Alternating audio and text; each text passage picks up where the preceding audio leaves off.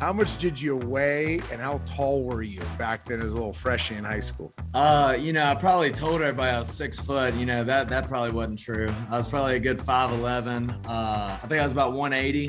And that was after, I took a red shirt in the 8th grade, did 8th grade twice. So I like that. Yeah, the 8th grade red shirt. So you're still lying about your height now, huh? Oh, 100%.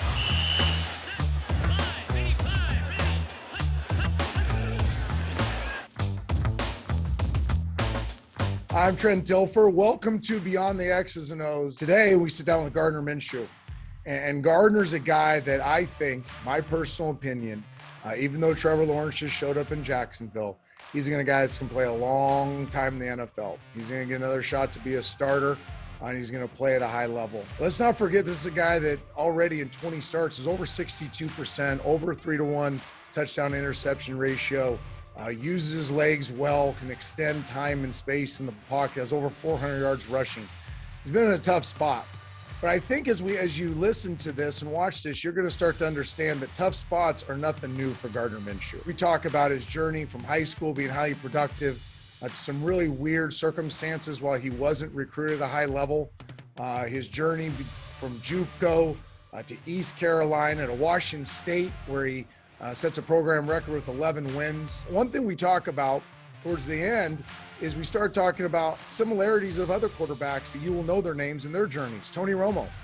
Let's not forget, you probably remember Tony Romo right now as the rock star CBS broadcaster, super productive quarterback for the Cowboys. But there was a time when Tony Romo was getting booed out of stadiums. How about Drew Brees?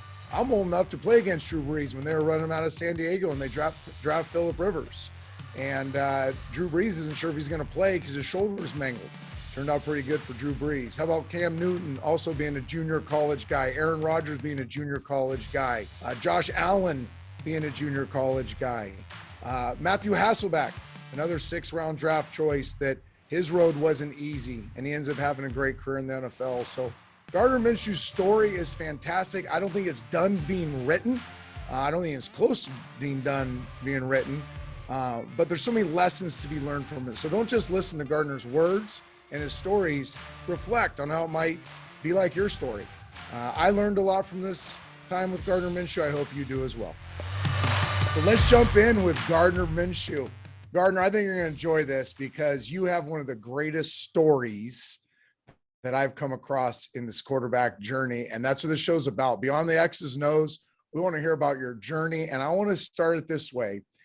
I want you to take me to your first high school start and then talk me through your first high school touchdown pass. I want to hear about the nerves. I want to hear about the lights in Mississippi. I want to know it all. Paint a picture of Gardner Minshew's first high school start as a quarterback. Yeah. So I'll take you through. It's really my first game. So as a 9th grader, I'm playing with the 9th grade team, but I'm dressing out for the high school. I was practicing with both teams every day. Because I was the number 2 for the high school. But as soon as they played me with the high school, I couldn't play any more 9th grade games. So I was number 2, just kind of waiting. And we get into like district play, and our starting quarterback gets hurt, breaks his arm. And they put me in. We're playing against Petal High School, who goes on. They end up the state runner-ups, have Mississippi Player of the Year, the Loaded. Come in, throw a couple touchdowns in the 4th quarter, bring us back, have a chance to win. Didn't end up doing it, but it was just too much fun. All right, well, hold on a second there. I want to go a deep dive on this. You threw a couple touchdown passes as a freshman against the eventual state runner-ups. What was the play you threw the first touchdown on? Do you remember it? Oh, man, it was I think it was some type of Y corner with slant in the bubble, and they just dropped the corner completely. Ended up getting a free one. That was just, yeah. Nothing like those freebies. Okay, this is one for you. How much did you weigh and how tall were you back then as a little freshie in high school? I probably told everybody I was 6 foot. That probably wasn't true. I was probably a good 5'11". I think I was about 180 my freshman year. And that was after, I took a red shirt in the 8th grade, did 8th grade twice. So I like that. The 8th grade red shirt. So you're still lying about your height now, huh? Oh, 100%. But I was 6'1" in my pro day. So, I feel like as long as you measure that once, you're good. Somebody says I'm 6'1".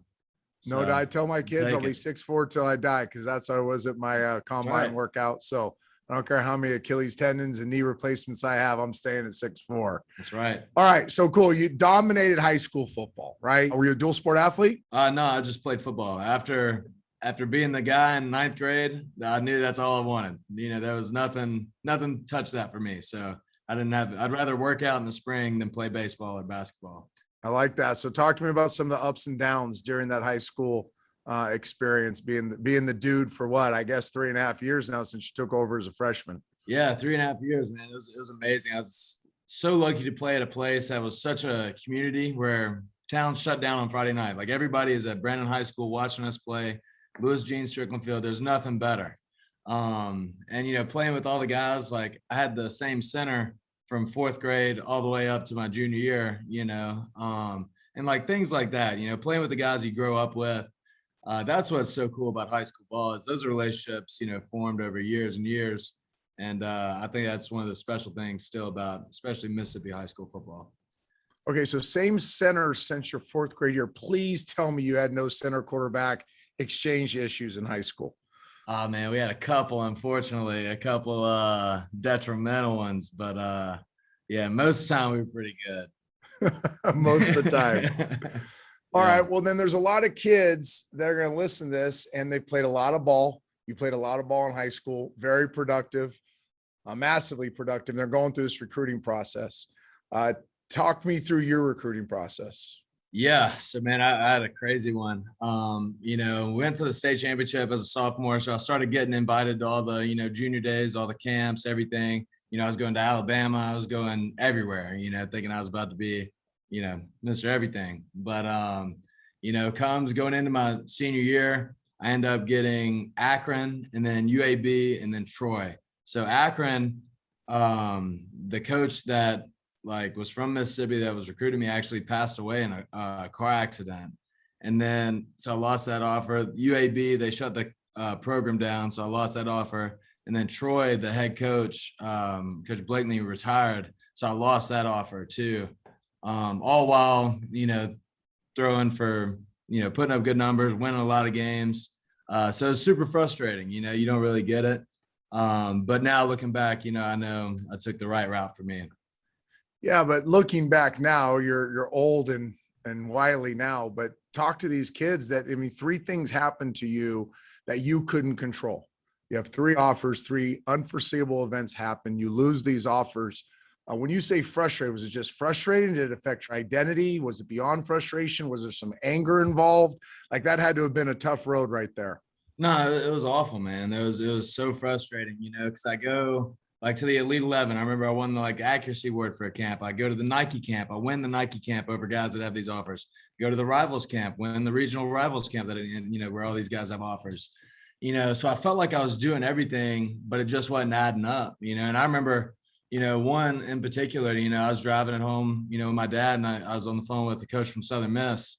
And when he told me that, that basically I wasn't in the mix for him anymore. And I remember just breaking down, and just, I was bawling. My dad was right next to me. He's crying too. And it's just so frustrating, but I think I just turned that into, I'm going to give everything I have to this senior year. I'm going to leave no stone unturned. And, we had a great year, and those are memories I look back fondly of, That's fantastic. I think it's really important what you said right there. You just kind of buried your head in the sand and started controlling things you could control, and good things turned out. So you end up walking on at Troy, correct? Yep. I walked on at Troy. I was on academic scholarship that spring semester. I think that's another lesson learned, that academics was still a priority for you. You're able to get some money that way. Now, this is something that doesn't get talked about enough. You end up going to Northwest Mississippi Community College. For those that don't know your story, it was not just a good decision, it was a great decision. And you end up being very successful and led to some other opportunities. So take the audience kind of what took you to community college and your experience there, because you're not alone. We have Aaron Rodgers, community college experience, Josh Allen, community college experience. There's some dudes playing the NFL where their JUCO experience is what kind of launched them to where they're at now. Yeah, I'm very fortunate being from Mississippi that has, in my opinion, the best, JUCO football, especially for those in-state kids. That's great opportunities. And man, it just worked out. Coach Jack Wright was the head coach at Northwest. He was very good friends with my high school offensive coordinator, Wyatt Rogers. So they're running a lot of the same stuff that I was running in high school, as some air raid principles. I knew I'd have a chance to be successful there. And but man, you get to JUCO and it's just such a different, place, because everybody is trying to move up. That's what everybody's trying. Nobody's satisfied with being at JUCO. It's not that we didn't enjoy it there, not that we didn't enjoy each other, but everybody was on that same mission. Hey, we're trying to get out of here. We're trying to go somewhere. So it gave it such an edge, man. It's some of the hardest playing football I've ever been a part of. And to me, that was as fun as any year I've had, just because the guys on the team, how everybody was on that same mission. And I mean, we won games that were, very successful. So you guys, I think I'm correct here, saying you went 11-1, correct? Yep, that's right. And it launched you to East Carolina. Yep. Now you go to East Carolina. They're in a little bit of a rebuilding mode. But I think to set context here for everybody, you've played 3.5 years of high school ball. So you've thrown it a ton. Yep. You've been the quarterback, as I always say, not just on the field, but in the locker room, in the classroom, in the community. So you've been the quarterback for 3.5 years in high school. Now you just went on an epic run in community college where you're the quarterback on the field, off the field, in the community. Now you go to East Carolina and it's not all rainbows and roses, to say the least. So what lessons did you learn at East Carolina while you were playing ball, while you're trying to compete and win as many games as possible? Yeah, I think one of the biggest lessons I learned, man, is going into my junior year there. I was named the starter. I was in a competition with Thomas Sirk, who's a graduate transfer from Duke. He played with Scotty Montgomery, our head coach. But I beat him out. It was my team. And that was so prideful for me. But I knew going into that first game, I was kind of looking over my shoulder, and I wasn't playing like myself. I was playing timid. And at halftime, I ended up getting pulled, and I was booted off the field, pulled. Other guy goes in, and that taught me a lot. I think one thing is I told myself I was never going to play like that again. I'm never going to play like, I'm looking over my shoulder. Every time I play from here on out, I'm cutting it loose and I'm playing my game. I owe it to myself, put in too much work to be going out there worried about, playing this game for anybody else. So that was big. And I also learned, hey, this is the worst that can happen. Just getting benched. This is it. I've made it through this, there's no reason to fear moving forward. And I think that having to work through that took away a lot of anxiety for me. Because, really for the first time in my life going through that. There's so many quarterbacks that, and I'm being one of them, probably the top of the list, that were held back because the fear of failure. You mentioned it there. So looking over your shoulder, the fear of making a mistake. Talk to me about the mental dynamic of that fear seeping in, and you touched on a little bit, but how you get through that.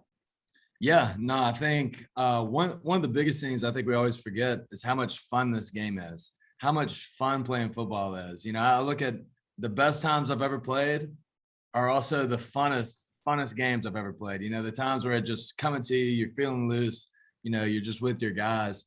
And I think, getting to that point, accepting what you can control, accepting that, hey, I put my preparation in, I've done everything I can to be ready for this moment. Now I can just go play. I think there's a lot of freedom and a lot of joy that can come from having that preparation put in. You got to get to that point before you can really cut it loose, I think. And I'm with you there, and I'll chime in there. I hope every young quarterback heard that. You trust your preparation, you find joy in the game again, just letting it rip, Exactly. Just being you, right? I always tell our quarterbacks, 100%. just go be you. And if you're prepared well enough, being you on a Friday night or Saturday afternoon is one of the most freeing things that can happen as a quarterback. You also mentioned one other thing I want to dive into, and it really hasn't come up with our other guests, but being the guy, all right, your team, that gets thrown around a lot by the media, it gets thrown around in the locker rooms. What does that mean to you when it's your team? Yeah, I mean, I think, who are they looking for when it's 2 minutes left and you're down by 5? Who's the guy they want in there? To me, that's whose team it is. It doesn't have to be the guy that says all the right things. A lot of times it's not even the guy that does all the right things, but it's that guy when it's 2 minutes left he's the one you want because he's the one you think's going to go let you win the game. And that's always, I've kind of hung my hat on in those situations. I don't want anybody looking anywhere else but at me. That's fantastic. Now, I don't know, once you get in the NFL, people start forgetting about your story. I know this was a story when you end up going to Washington State, but there was a little lag there. Is it still one of your dreams to be a coach one day? Yeah, probably in a different capacity. Probably I don't think I'm gonna have it in me to work through the GA ranks, but maybe some high school ball or something, there's no telling. But at that time of your life, you're leaving East Carolina, you get this incredible opportunity with Coach Saban and Alabama, and walk us through kind of that period of time where you're not sure whether you want to go into coaching, you have a neat opportunity in front of you, and then you get a really interesting conversation with Coach Leach. Yeah, so this is it is so crazy how close I was to going to Alabama. So in January, they had basically offered me, I would have been, on the team that fall. They were thinking Jalen was going to leave, so I'd have been the backup to Tua with a chance to get some reps, but it'd have been Tua's team. So I'd have done that and then set up for a GA opportunity that next spring. And they were working on a deal. Saban had to get it passed by the president for me to be in school February 12th. And if that would have went through, that's where I'd have been. But tell me how often this happens. The president said no to Nick Saban. It didn't work for whatever reason, which I can't imagine that ever happens. But I'm so glad it did, because I ended up leaving the door open. Jalen looked like he was going to stay. Coach Mike Leach hits me up. He says, "Do you want to come lead the country in passing?" I said, "Yes, that's what I want to do."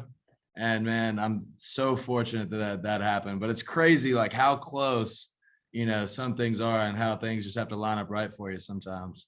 Well, I think an interesting thing too that people don't talk a lot about is geography. So you're a Southern boy, and your whole football experience has been in the South.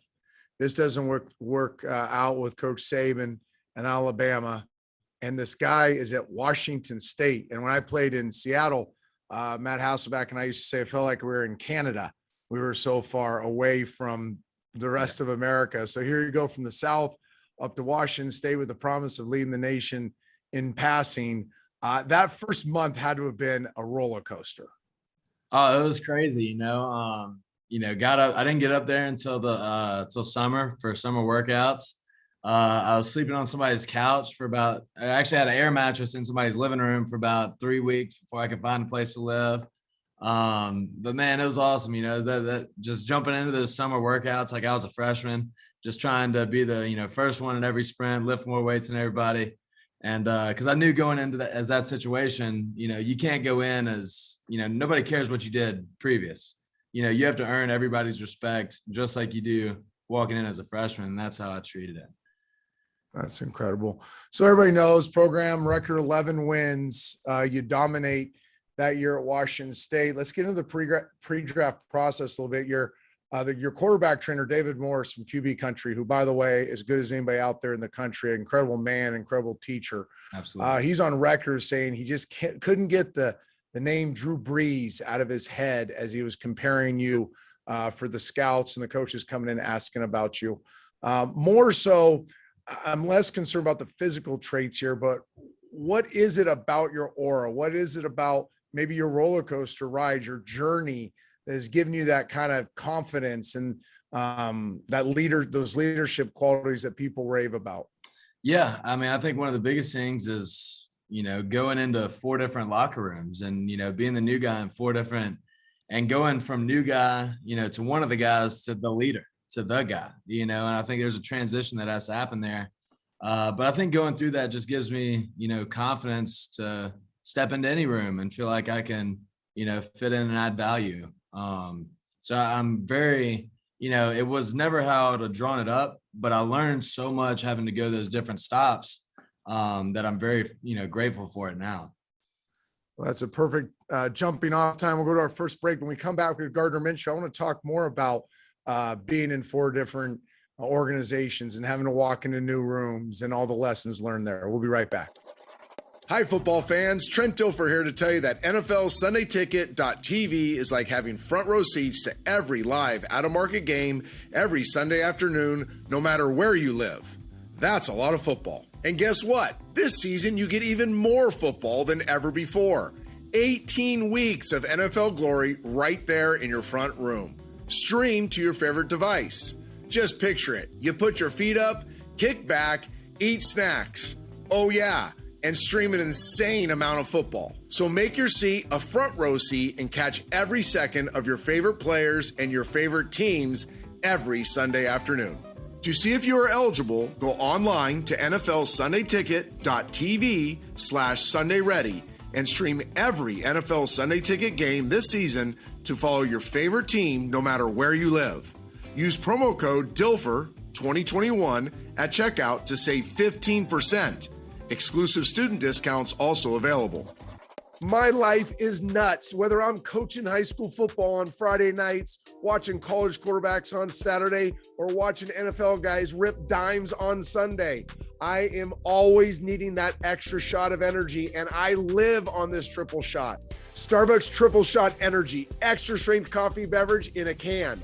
That's Starbucks coffee that you love, ready to drink. 4 core flavors: vanilla, dark roast, cafe mocha, and now available in 2 zero sugar flavors, black and vanilla. So, what gives you energy? Find your Starbucks Triple Shot Energy online or at your local store. All right, back with Gardner Minshew, and something he said there right before we went to break about why he can walk into a room and lead different teams is the story wasn't written the way he would have written it.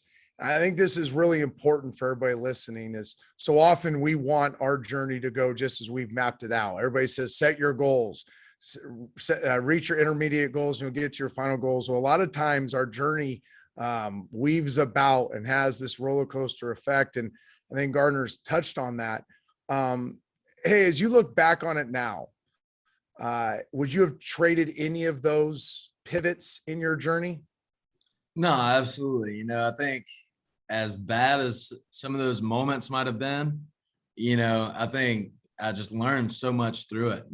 Getting booed off the field at ECU taught me to not care that much what people think. Because if you do, you're just going to get burned at the end. Like, you have to know who you are before you can, step out there. And there's so many other lessons. But, I think one of the biggest things is controlling what you can control. I can never control who offered me. I couldn't control how tall I was. I could control how much film I watched, how I worked out, and, how I studied. Like, that was the things I could control. And I found peace in that when everything else was so uncertain. I love that. We're going to clip that and just play it for all young quarterbacks because, one of the things I'm seeing, and I've seen for the last 10 years, the Elite 11, I see it now as a high school football coach.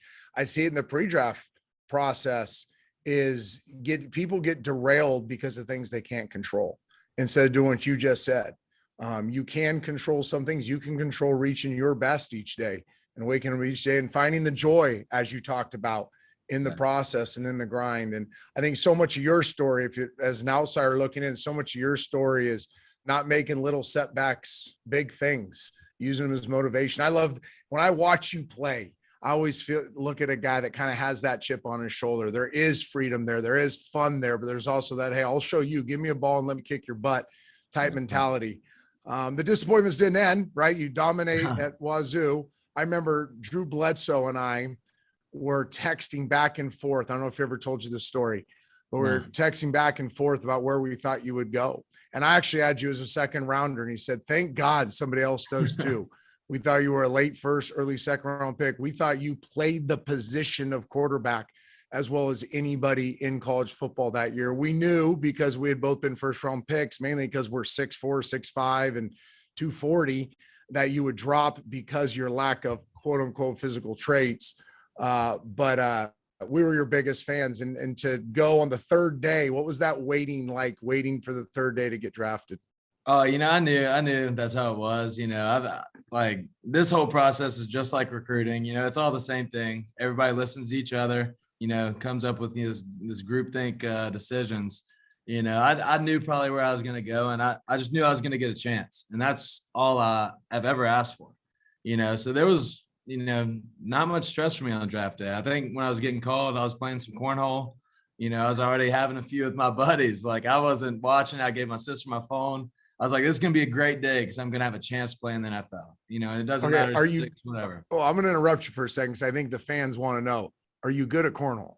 Oh, I'm great at cornhole. I can imagine you being epic at cornhole. Absolutely. I think it's all about the ability to lock in, no matter what, distractions you have. And there's always many when you're playing cornhole. But I think, being able to zone it in right there is so important. I could see you. Tell me if I'm wrong here. You got some jorts on, right? Some jean shorts that are probably pretty high. Do you like showing a lot of that thigh? Yep. You got some type of nasty muscle shirt on or tank top. You're not as clean cut as you are right now with that fancy beard. You probably have the mustache that kind of curled up at the end. You're all sweaty and gross, and you're probably Miller Lite in your right hand, and you're probably just mocking people going cornhole with your left hand. Am I close there? You're pretty close. So everything, I didn't have a shirt on, and it was Bud Light, but everything else you were pretty much on. But I nailed everything Yeah. else. I like it. Well, I'll tell you what, one of these days I'll get down there and we'll have a little cornhole competition. I'll bring my best partner. You find your best partner. I'll give you a little veteran butt whoop in there. Heck yeah, man. Now I do think this, and this is something that never gets talked about. I think, a lot of these quarterbacks, they get drafted and so much of their early success is going to depend on fit. And that's just not system fit. That's fit with the coaching staff. And that's fit in the quarterback room. And you go into a room with two of my favorites, Nick Foles and Josh Dobbs, two guys that I've admired for years, as much for how they are off the field as they play 100%. the game. Talk to me about walking into that room. You probably don't know either of them very well, but what was it like walking in a room with two dudes like that? Oh, that was awesome. Nick, he's like one of the best people I've ever been around. Like I learned so much from him. He just no ego, like willing to teach. Like I was just there to kind of soak up everything I could from him. All the experience that he had, his story is just unreal, on the verge of quitting football to being the Super Bowl MVP. There was so much there and he's willing to share. And that was awesome.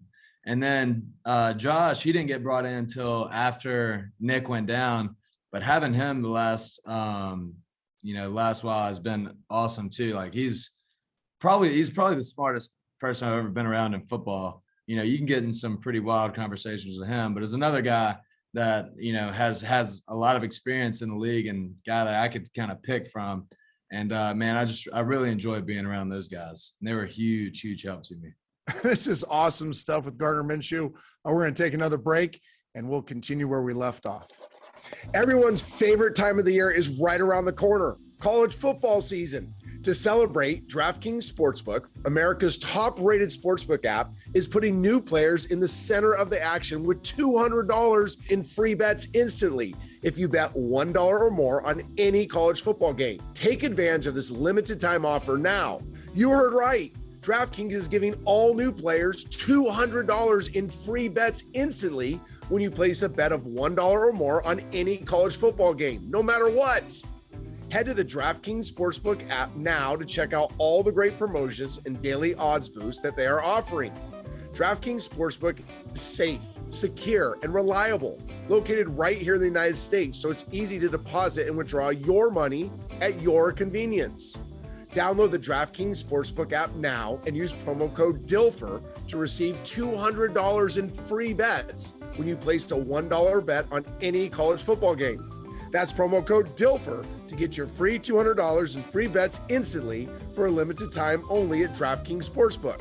Must be 21 or older, New Jersey, Indiana, or Pennsylvania only. New customers only. Restrictions apply. See DraftKings.com/sportsbook for details. Gambling problem? Call 1-800-GAMBLER or in Indiana, 1-800-9-WITH-IT. Well, we got to talk some NFL. I'm going to be respectful of your time, so I'll end with this. People don't know this, but your NFL numbers after 20 starts are fantastic.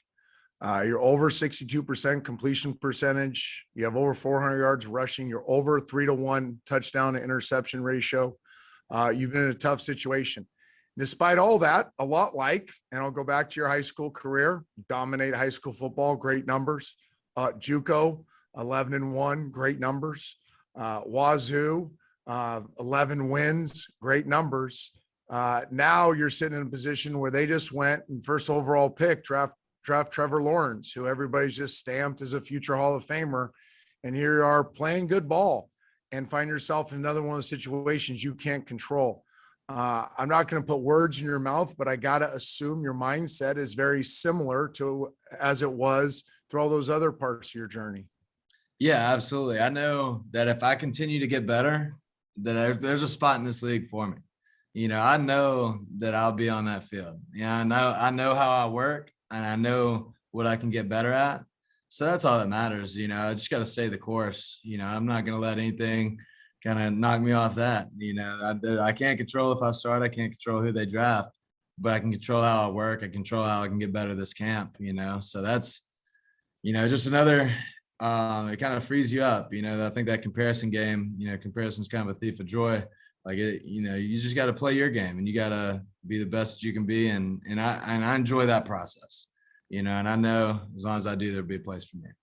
Well, let me encourage you. So I'm old and gray and broken, but I've been around football a while. Drew Brees, played against him when he was in San Diego. I was with the Seahawks. They were running him out of town, and they drafted a guy named Phillip Rivers. He had broken his shoulder, torn it all up. Wasn't sure if he was going to play again. Worked out pretty well for him. Tony Romo, undrafted. I'm old enough to remember, people remember Tony Romo now for all the good times in Dallas and being a rock star announcer. He was getting booed off the field. Yep. He was getting benched. They were looking for somebody to replace him. He had a very similar mentality. Matthew Hasselbeck, one of my best friends on the planet. I actually took his job. They actually did boo him off the field. I got his contract. He ends up having a great career in Seattle. I can go on and on and on. I'm one of your biggest believers, always have been. I think that mentality, and I think this is the lesson to be learned from this story, is your story has been consistent from the beginning. You keep controlling what you can control and great things happen. It doesn't always happen the way you plan them, but it happens well. So Gardner, thank you so much for your time. You've been amazing, and please keep sharing this story. We're going to share it. I think there's so much to be learned from it, and know that this old fart here is one of your biggest fans. So thanks for being with us. No, I appreciate you, Trent. You've been with that every step of the way since JUCO, high school, all of it, man. I really do appreciate you. Seriously. You got it. See you, buddy. Yeah, see ya. Next episode, we sit down with one of the all-time greats, Hall of Fame quarterback Brett Favre. We talk about his journey and all the twists and turns in it, but we also talk about a legacy he left in the NFL for young quarterbacks that you probably don't know about. Couldn't be more excited to sit down and hang out with Brett Favre.